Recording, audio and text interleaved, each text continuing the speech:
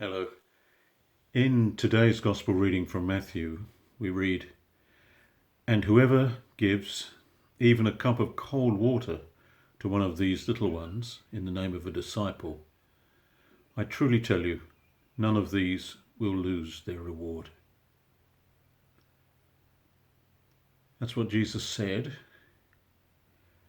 And although in our faith we have certain hope and we know that God is with us, we may sometimes pray, as I think many of us have in recent months, "How long, O Lord?" But even in the worst of times, Jesus is still calling us to compassionate welcome. Since Pentecost, our readings have challenged us to think about mission. We have received the Holy Spirit, and now the question is, how do we move into the world to help bring about Christ's kingdom? In Matthew's Gospel, we've been reminded to follow the apostles into the world, to proclaim the gospel in word and deed, to move into the fields which are ready for harvest, and to pray for more workers. We've also been warned that we will not be treated well on our mission, and that it may create division even in our own homes. We have learned that our role in the mission is not only as those who are sent out, but also as those who receive others on the mission. The focus today is on welcoming. There are only 3 verses in today's Gospel reading, and Jesus uses the word welcome 6 times in those 3 verses. He points us to the importance of hospitality in furthering Jesus' kingdom. We are called to consider more deeply what it means to welcome one another.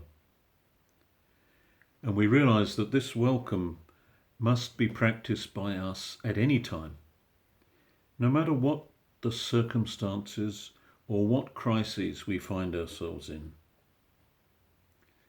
We also realize, I think, that our welcoming does not need to consist of large, heroic acts. Any simple, basic acts of kindness that we offer as genuine welcome for one another are all that God requires of us. All we need to do is to look around, to see who is in need, and try to do something about it. Matthew's Gospel reminds us that righteousness goes well beyond our relationship with God. Whether we are to be deemed righteous has a great deal to do with how hospitable we are toward one another, especially those who are most vulnerable among us. As people of faith, we are called to promote compassionate welcome that makes us want to trust, to be open, and to share. But of course we need to avoid manipulating others, and we have to avoid seeking personal gain. Sometimes we may set out with good intentions to form caring relationships, but we can sometimes fall short of creating and sustaining the kind of relationships that help us to become the people God has called us to be. Sometimes perhaps pride or self-doubt or hopelessness, other sentiments can get in the way, keep us from truly connecting with each other, except perhaps in self-interested ways. We need God's grace to help us with living into compassionate welcome and with one another, and extending genuine hospitality to others. Members of early Christian communities were called little ones. And regardless of their origins, the disciples of Jesus were encouraged to identify themselves with the little ones in the world, who in turn are called to serve other such little ones. Our efforts to welcome and love the little ones are important because Jesus sees it and receives it as worship.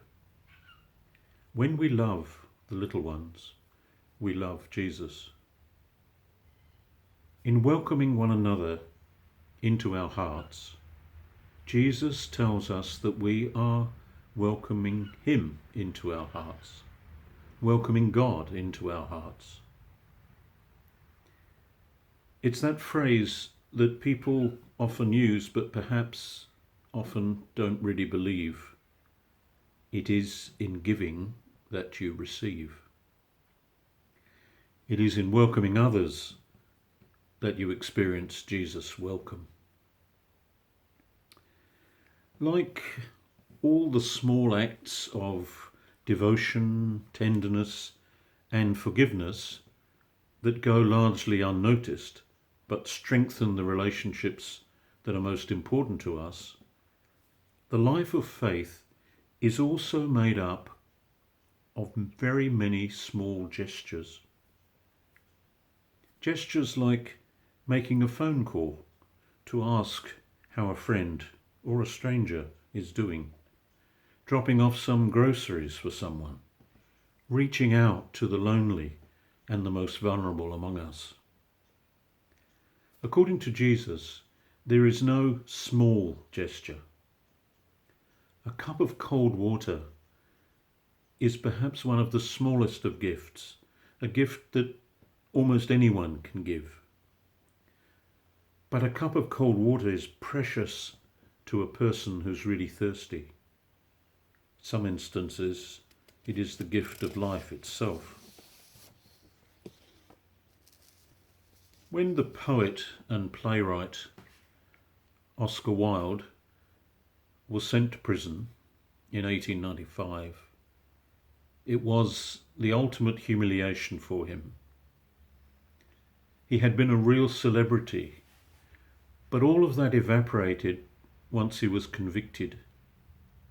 And whenever the prison authorities moved him in public, he was spat at and jeered at. On one occasion, when the crowd was particularly hostile, a friend of Wilde appeared and made a simple gesture of friendship and respect that silenced the crowd. As Wilde passed by, handcuffed and looking at the ground, the man simply raised his hat to him, the smallest of good deeds. Much later, Wilde wrote this: "The memory of that lowly, silent act of love has unsealed for me all the wells of pity, made the desert blossom like a rose, brought me out of the bitterness of lonely exile into harmony with the wounded, broken, and great heart of the world." So the smallest of good deeds, a little thing done in love. The cup of cold water is a symbol of that. It doesn't take much to be hospitable, welcoming, accepting of other people. A host of simple, small deeds. Jesus tells us that every single one of those small deeds is important, eternally significant. It doesn't take much.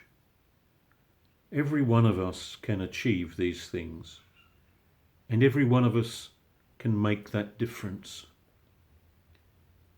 We can find God in those smallest of good deeds. We are called to be Christ to each other. Jesus sends us to share the good news, to alleviate human suffering, to meet real needs, to work miracles of love and healing through acts of kindness, cups of water. We are called to remember that we too are to go as people willing to receive those same acts of kindness. When we welcome one another, we discover the reward that comes from the deep hospitality found in God's welcome of us. The Lord be with you.